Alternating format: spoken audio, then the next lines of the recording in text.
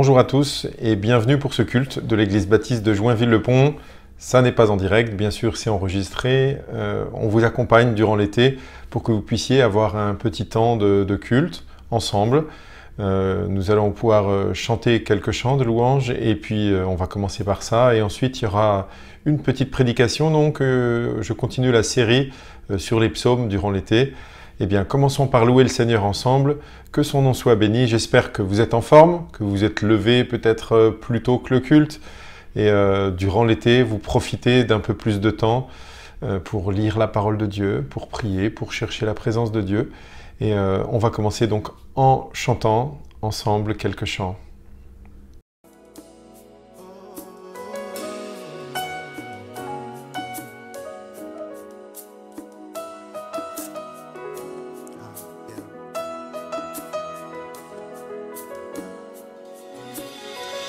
Chanter le Seigneur, fidèle, grand, merveilleux, tout-puissant, notre alpha et notre oméga. Fidèle, fidèle, fidèle, fidèle est notre Dieu, fidèle est le Seigneur des Seigneurs. Fidèle, fidèle, fidèle, fidèle est notre Dieu, fidèle est le Seigneur des Seigneurs. Tu es le roi des rois, le Seigneur des Seigneurs. Tout ce dont j'ai besoin, toute ma vie t'appartient. Tu es le roi des rois, le Seigneur des Seigneurs. Tout ce dont j'ai besoin, toute ma vie t'appartient. Chante avec moi, fidèle. Fidèle, fidèle est notre Dieu. Fidèle est le Seigneur des Seigneurs. Il est fidèle.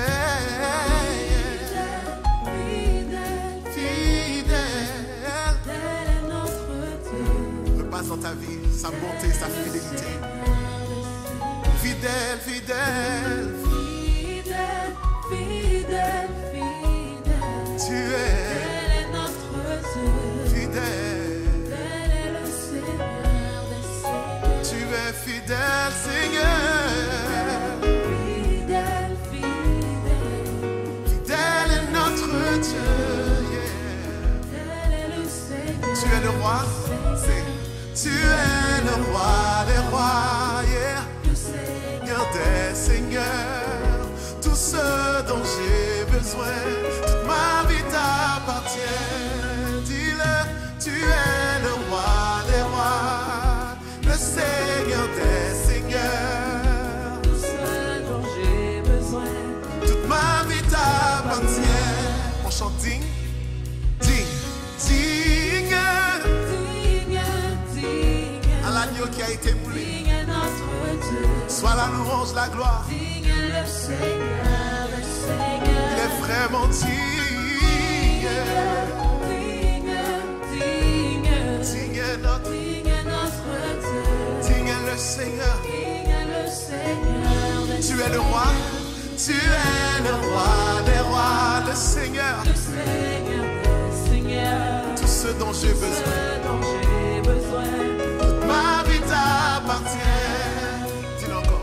Tu es le roi des rois, Le Seigneur des Seigneurs. tout ce dont j'ai besoin, toute ma vie t'appartient. Tu es le roi des rois, le Seigneur des seigneurs. Tout ce dont j'ai besoin, toute ma vie t'appartient. Tu es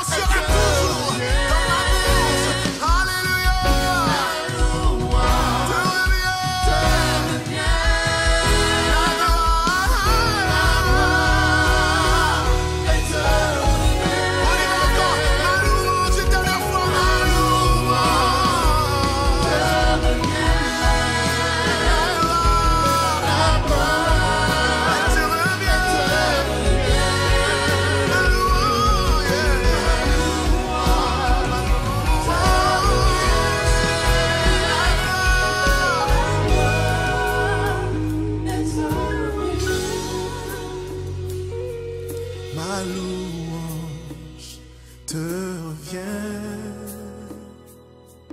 La gloire, elle te revient. Ma louange te revient. La gloire, elle te revient. Peu importe dans quelles circonstances tu te trouves aujourd'hui, peu importe qu'est-ce que tu es en train de traverser, je vais te dire que la louange, Dieu la mérite, peu importe. Peu importe ce que tu es en train de vivre en ce moment, peu importe les dépressions, peu importe les situations, les montagnes qui peuvent se tenir devant nous, devant toi, devant moi, Dieu mérite tout de même la gloire. Et Dieu opère des miracles et des prodiges lorsqu'on prend le temps de le louer, de l'adorer. Même des réponses qui sont tellement attendues depuis des années. Dieu répond lorsqu'on passe un temps dans sa présence. Je t'invite à glorifier le nom du Seigneur, à déclarer que la louange lui revient en dépit de toutes circonstances dans ta vie. Alors on va élever la voix une dernière fois et déclarer: ma louange te revient, ma louange.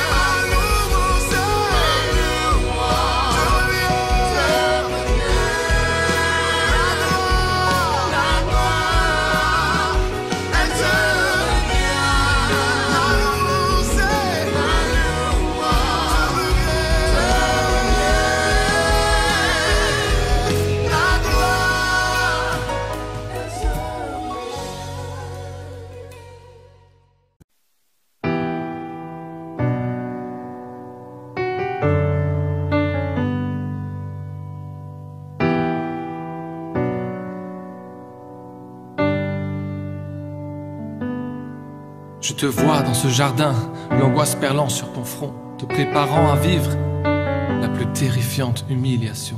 Père, si tu veux que cette coupe s'éloigne de moi, mais chaque seconde qui passe te rapproche de cette croix. Et te voilà au tribunal, on essaye tant bien que mal d'inventer une accusation justifiant la peine capitale. Tu ne cherches pas à te défendre, leur décision est prise, et tes bourreaux fondent sur toi et tirent au sort ta chemise.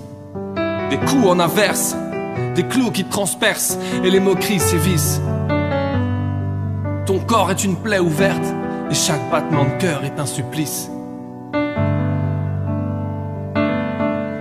Ma place est là, parmi ceux qui s'acharnent à briser ton corps, sans se douter que leur vigueur vient de celui qu'ils mettent à mort. Ma place est là, car chacun de nos péchés a pesé de tout son poids sur ton corps transpercé. Il t'était plus facile de descendre, mais tu es resté suspendu entre la terre et le ciel pour nous donner une issue. Tu as dit: Père, pardonne-leur, car ils ne savent pas ce qu'ils font. Entre la terre et le ciel, il s'est créé un pont.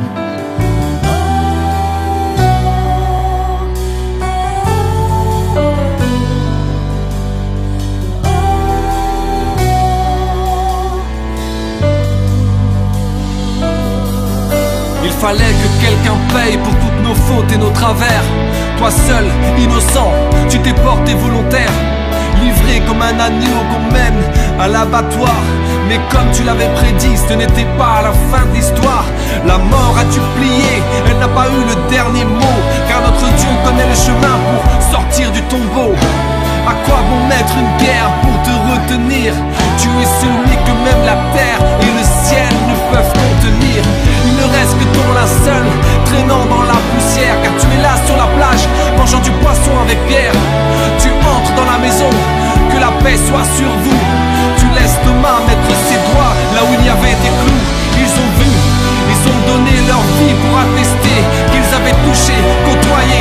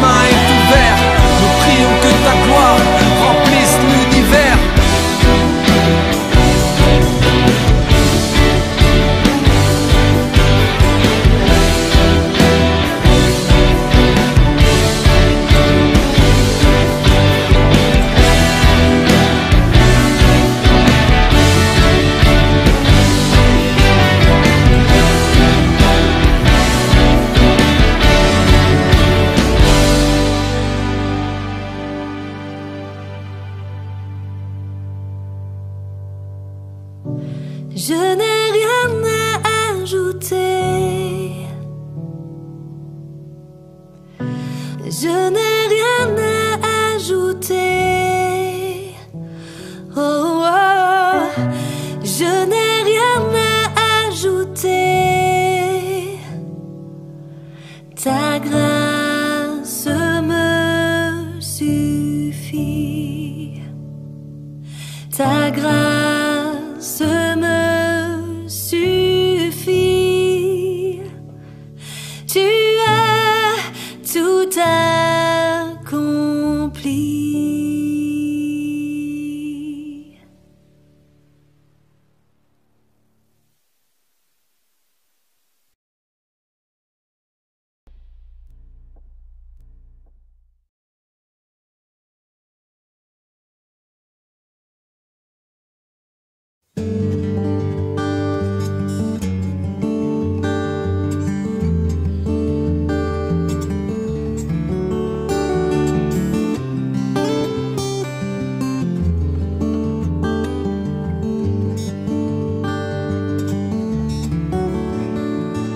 Toi qui m'as façonné au sein de ma mère, qui a prononcé sur moi des mystères et des merveilles que je porte en moi. Toi qui as célébré le jour de ma venue, qui m'a accueilli à bras étendus, et ce cœur de père s'est ému pour moi. Oh, toi qui m'as vu te renier pour me perdre, tu ne cessais de crier dans le désert que tu m'aimais, que je comptais pour toi. Oh, toi qui ne considère plus ce que j'étais, mais qui regarda ce que je serais comme un sujet d'honneur et de joie. Toi qui as semé dans ma vie des trésors, et le précieux don que souvent j'ignore, tu me bénis, tu le feras encore. Oh, oh, toi qui me chéris depuis le premier jour, je ne saisis l'étendue de cet amour. Je te trahis, mais tu m'aimes en retour. Oh, toi qui m'as vu te renier pour me perdre, tu ne cessais de crier dans le désert que tu m'aimais, que je comptais pour toi. Oh, toi qui ne considère plus ce que j'ai fait, mais qui regarde à ce que je ferai comme un sujet d'honneur et de joie. Tu m'as élevé comme un fils, aimé de tout ton cœur. Je t'ai rejeté tant de fois, je t'ai si peu considéré, souvent même accusé, rejetant mes erreurs sur toi. Tu as mis ton nom sur mes lèvres pour que je le célèbre. Je l'ai oublié tant de fois, malgré tout l'amour que j'ai eu, tout ce que j'ai reçu, je n'ai pas eu d'égard pour toi. Mais dans mon amour injuste, tu m'as sauvé. Dans mon amour injuste, tu m'as guéri. Je n'en étais pas digne, mais tu m'as pardonné.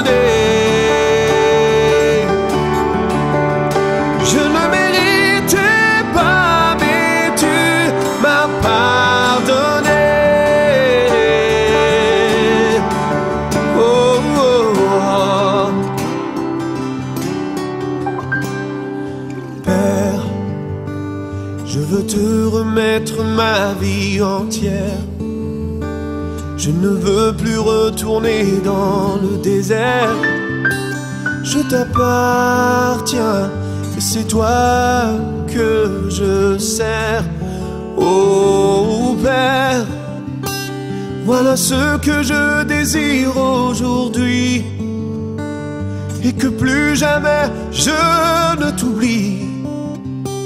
Tu es mon Dieu, tu es toute ma vie, toute ma vie.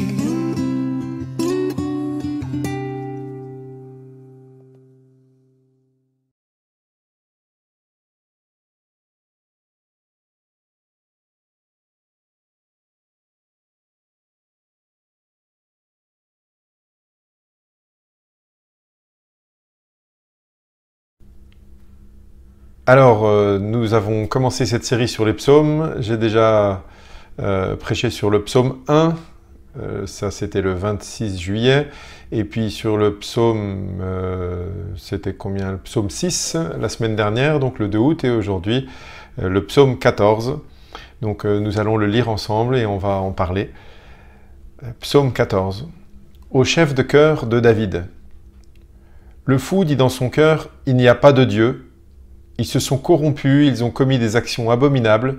Il n'y en a aucun qui fasse le bien.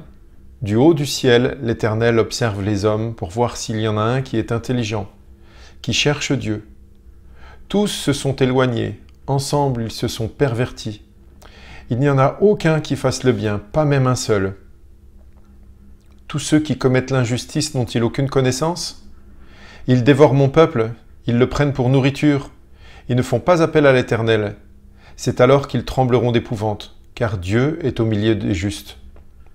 Vous bafouez l'espoir du malheureux? Sachez que l'Éternel est son refuge. Oh, qui accordera depuis Sion la délivrance à Israël? Quand l'Éternel rétablira son peuple, Jacob sera dans l'allégresse. Israël se réjouira.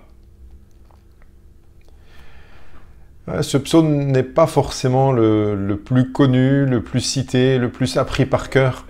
Mais il y a pourtant dans ce psaume des parties qui sont citées dans le Nouveau Testament, on verra ça tout à l'heure, et c'est ainsi qu'on connaît certains extraits parce que notamment l'apôtre Paul l'a cité dans l'Épître aux Romains, on verra ça tout à l'heure. Mais vous voyez, là on nous parle d'un insensé, d'un fou qui dit dans son cœur, il n'y a pas de Dieu. Alors, ne pas tenir compte de Dieu, penser qu'il n'y a pas de Dieu, qu'il n'en existe pas, ben ça le conduit à avoir toutes sortes d'attitudes qui sont sans limite en fait. Il ne s'intéresse pas à la justice de Dieu, puisqu'il n'y a pas de Dieu pour lui. Il ne s'intéresse pas à l'éthique, à la morale, en tout cas pas celle de Dieu. Il fait fi de cela. Et là on voit que dans ce psaume, il est dit qu'ils commettent des actions abominables, ils sont corrompus. Et même ça va plus loin, on lui dit il n'y en a aucun qui fasse le bien. Dieu est en haut et il regarde les gens en bas et il voit, il cherche, il aimerait bien en trouver un qui soit intelligent, un qui cherche Dieu. Mais il dit, le constat est sans appel, tous sont éloignés, ils se sont tous ensemble pervertis, il n'y en a aucun qui fasse le bien, pas même un seul. Tous commettent l'injustice. Waouh, ça semble très général, tous les hommes sont mauvais. Mais regardez, c'est vrai qu'on verra tout à l'heure, l'apôtre Paul l'utilise comme ça, mais regardez dans ce psaume, il y a quand même quelques-uns en fait qui ne sont pas si injustes que ça, puisque regardez un peu plus loin au verset 5, c'est alors qu'ils trembleront d'épouvante car Dieu est au milieu des justes. Et un peu plus loin, sachez que l'Éternel est son refuge aux malheureux.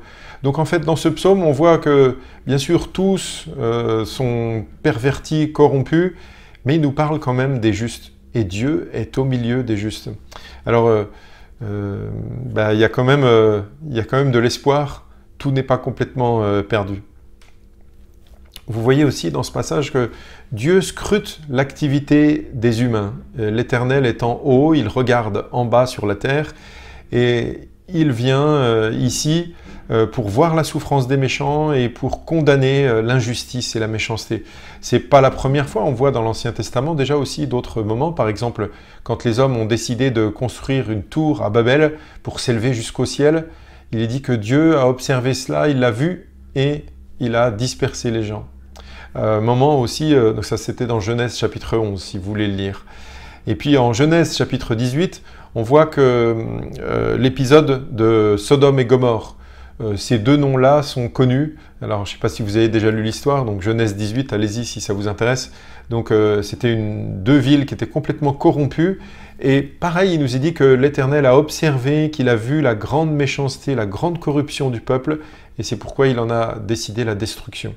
Donc parfois on voit dans la Bible que Dieu regarde d'en haut, c'est pas tout le temps qu'on nous cite ce genre de passage, mais c'est pour montrer la transcendance de Dieu. La transcendance de Dieu, ça veut dire qu'il est bien au-dessus, il est bien différent des humains. Il n'est pas parmi les humains de la même manière qu'un homme ou un arbre ou un animal.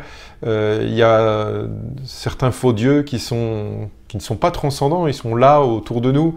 Par exemple, ceux qui adorent les arbres ou des choses comme ça. Mais là, c'est bien un Dieu transcendant, qui est tout autre, qui est une certaine distance, on voit qu'il se penche en bas pour regarder.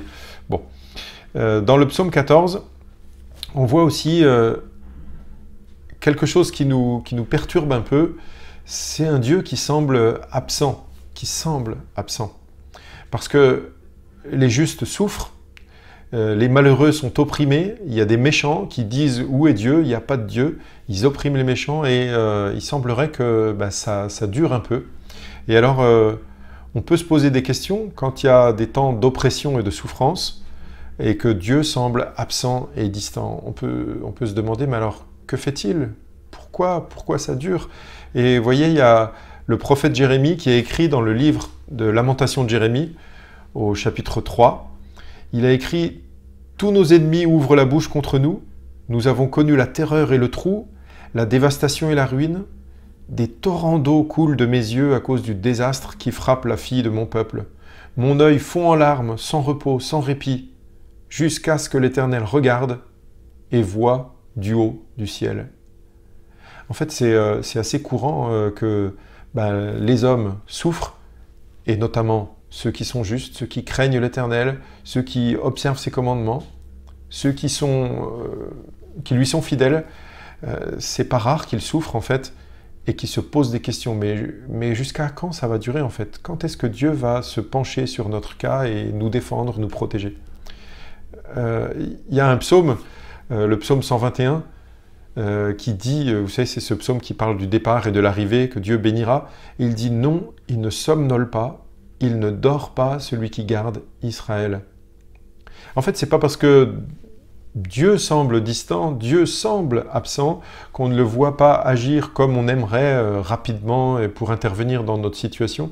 C'est pas pour autant qu'il n'est pas au courant de ce qui se passe, c'est pas pour autant qu'il dort ou qu'il est en vacances ou qu'il serait parti, non, il voit. Vous voyez, dans ce psaume, il est dit « Il dévore mon peuple ». Ces méchants, en fait, ceux qui sont incrédules, qui sont fous, il dévore mon peuple, il bafoue l'espoir du malheureux. Alors une question de fond surgit en fait à la lecture de ce psaume et de tant d'autres. La présence de Dieu auprès de ses fidèles est-elle une garantie qu'ils ne souffriront pas? Malheureusement, non. Par exemple, vous voyez, Job, c'est un homme qui a beaucoup souffert. On voit dès les premiers livres de Job de tout ce qu'il subit. Ses fils et ses filles meurent dans une catastrophe. Ses troupeaux sont volés. Pareil, c'est une catastrophe pour lui. Il tombe malade. Il a des plaies partout purulentes. Il est vraiment dans une situation déplorable. Et dès le chapitre 4, il y a 3 amis qui sont venus pour le consoler. Et il y en a un qui va tenter de le consoler en expliquant pourquoi tous ces malheurs arrivent à Job. Et ça vous rappellera peut-être, parfois quand vous avez été malade, souffrant ou quoi, que quelqu'un vient en essayant de trouver des raisons en fait, eh bien regardez, c'est ignoble en fait ce qu'ils ont fait. Et d'ailleurs, ils ont été jugés pour cela par Dieu. Regardez dans Job au chapitre 4, au verset 7, c'est donc un ami, le premier ami qui va s'adresser à Job. Voici ce qu'il lui dit. « Cherche donc dans ton souvenir, quel est l'innocent qui est mort? Où a-t-on vu disparaître les hommes droits? Pour ma part, voici ce que j'ai vu. Ceux qui labourent l'injustice et qui sèment le malheur en récoltent les fruits. Ils sont détruits par le souffle de Dieu, ils sont exterminés par le vent de sa colère. En fait, ce qu'il dit dans un sens est vrai, ceux qui commettent le mal seront punis par Dieu. Mais là où il se trompe, cet ami, c'est que il en déduit que automatiquement, puisque Job souffre, c'est que forcément, c'est qu'il a quelque chose à se reprocher, c'est qu'il a désobéi à Dieu, qu'il est injuste et qu'il est un impie. Donc en fait, c'est cette idée que chaque souffrance devrait être une conséquence directe d'un péché ou du péché en général. Il se trompait évidemment, on le voit dans la conclusion du livre de Job. Dieu dit que ses amis se sont mal comportés, qu'ils ont mal parlé sur Job. Et puis même, vous voyez, Jésus, à un moment, reçoit cette question de la part de ses disciples. Il voit un homme, un homme qui est malade. Et donc ça, on trouve dans le livre de Jean, au chapitre 9, l'évangile de Jean. À un moment, ses disciples disent « Mais cet homme qui est boiteux, est-ce que c'est à cause de son péché ou à cause des péchés de ses parents qu'il est boiteux ?» Et Jésus leur dit « Non, c'est ni à cause des péchés de ses parents, ni à cause de son péché. C'est afin de montrer la gloire de Dieu. Et là, il va guérir le boiteux. » Donc, même pour Jésus, il n'y a pas d'automatisme. Toute maladie n'est pas liée à un péché. Toute souffrance n'est pas une conséquence d'une désobéissance. Et puis, en plus, voyons ce que Jésus dit dans le Sermon sur la montagne. Dans Matthieu chapitre 5, au verset 11 et 12, il dit « Heureux serez-vous lorsqu'on vous insultera, qu'on vous persécutera et qu'on dira faussement de vous toutes sortes de mal à cause de moi. Réjouissez-vous et soyez dans l'allégresse, parce que votre récompense sera grande dans le ciel. En effet, c'est ainsi qu'on a persécuté les prophètes qui vous ont précédés. » Vous avez vu Jésus qui dit « Heureux serez-vous lorsqu'on vous insultera, qu'on vous persécutera. » Donc en fait, la souffrance liée au fait d'être un disciple n'est pas épargnée justement à ceux qui croient, qui sont fidèles à Dieu. Donc le mal ne se comprend pas, on ne sait pas pourquoi.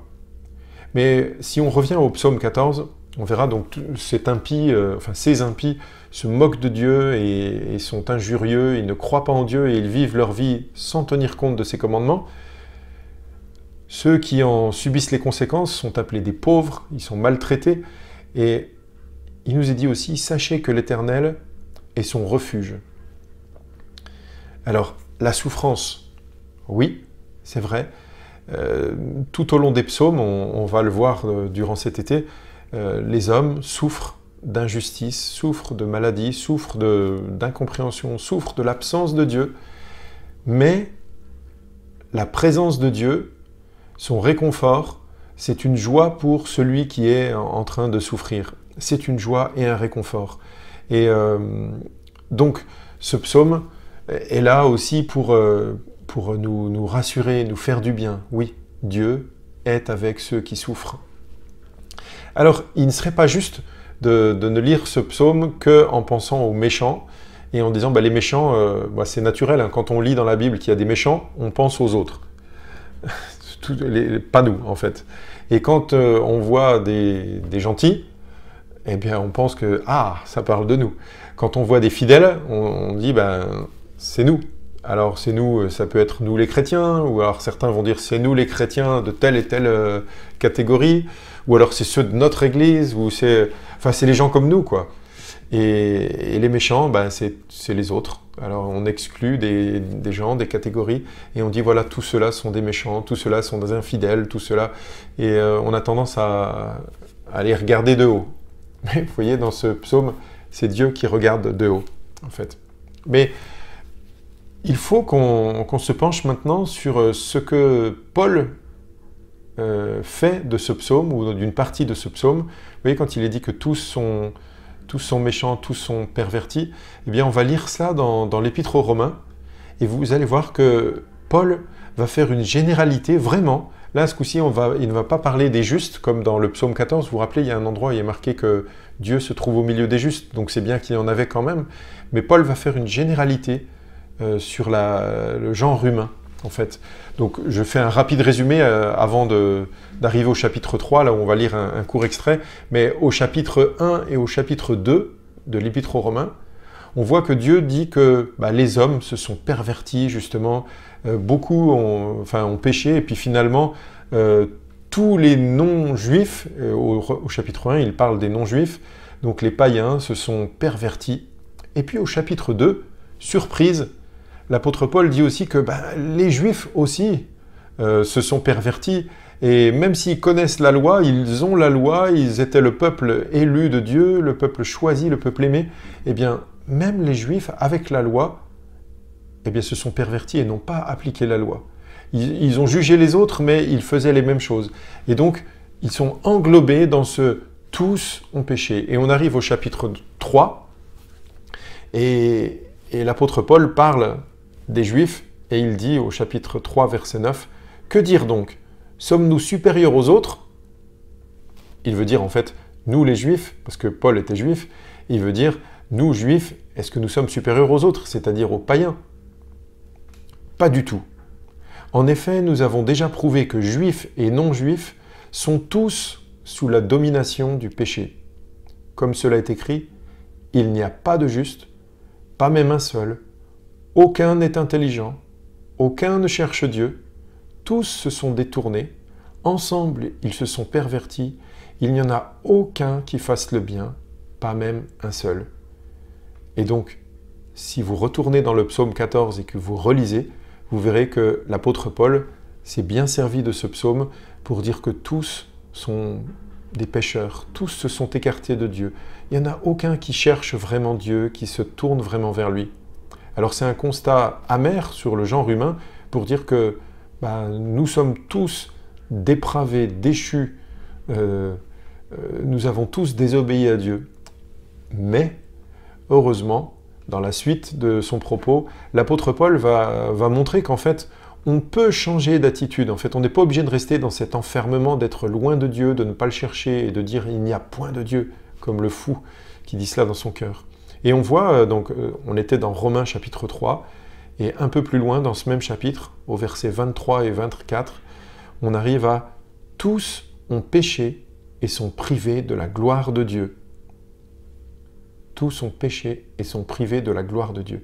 Ça veut dire privés de la communion avec Dieu, avec la gloire de Dieu, avec le fait d'être proche de Dieu. Et ils sont gratuitement déclarés justes par sa grâce, par le moyen de la libération qui se trouve en Jésus-Christ. Alors nous, chrétiens, nous, croyants de la Nouvelle Alliance, nous avons le privilège de voir que non seulement dans ce psaume 14, on voit que Dieu est le refuge de ceux qui souffrent, Dieu est la consolation et la joie de ceux qui souffrent, il leur permet de tenir le coup dans l'épreuve, mais en plus ici on apprend quelque chose qui nous bénit grandement. Donc même si nous faisons partie de ceux qui ont péché et qui sont privés de la gloire de Dieu, qui englobe tout le monde en fait, eh bien nous sommes gratuitement déclarés justes par la grâce de Dieu, par le moyen de la libération qui se trouve en Jésus-Christ.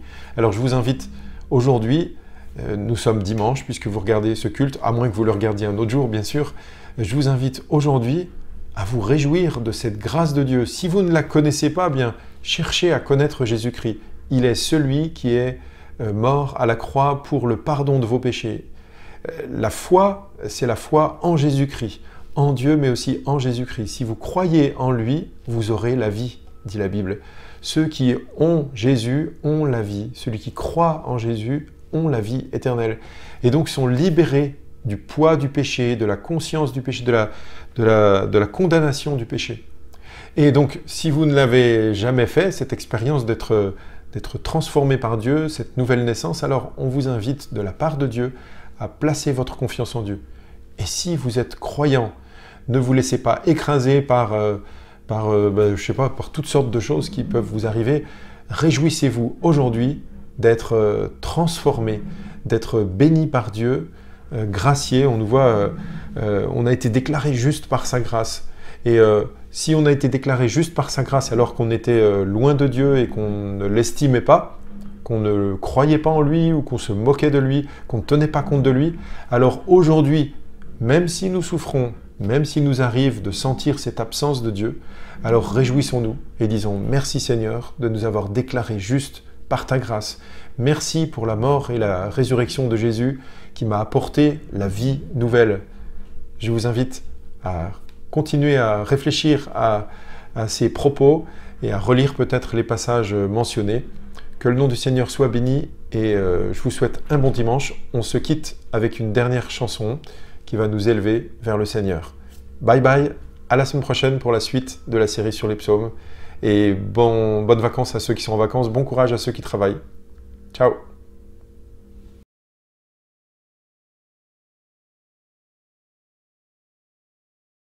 Je perds mes yeux, je vole mon temps, je mets mon cœur de côté. Ma tête a mal, j'ai le vague à l'âme, je sais pas comment me soigner. Je fais de l'aquaplaning. Je rêve de Thanksgiving. Réussir, s'investir, mais ce n'est jamais assez. Y a du courrier électronique, un appel téléphonique. C'est l'heure du débriefing. Je rêve de cocooning. Emmène-moi plus vite que le carrousel, plus haut que la tour Eiffel, moins de demoiselles. Emmène-moi sur un air de Ravel, au son du violoncelle, comme une ritournelle. Oh. Je veux me cacher dans ton cocon, loin de ce tourbillon. Un canapé couleur café où je peux me reposer. Une larme qui coule, à tes pieds je m'écoule. Là je t'invoque sans équivoque, rien ne pourra m'arrêter. Mon bien-aimé, mon cœur va exploser. Ça y est, je suis partie. Je suis plus là, je suis en vie. Emmène-moi plus vite que le carrousel, plus haut que la tour Eiffel, moins de demoiselles. Emmène-moi sur un air de Ravel, au son du violoncelle, comme une ritournelle. Emmène-moi, emmène-moi, emmène-moi.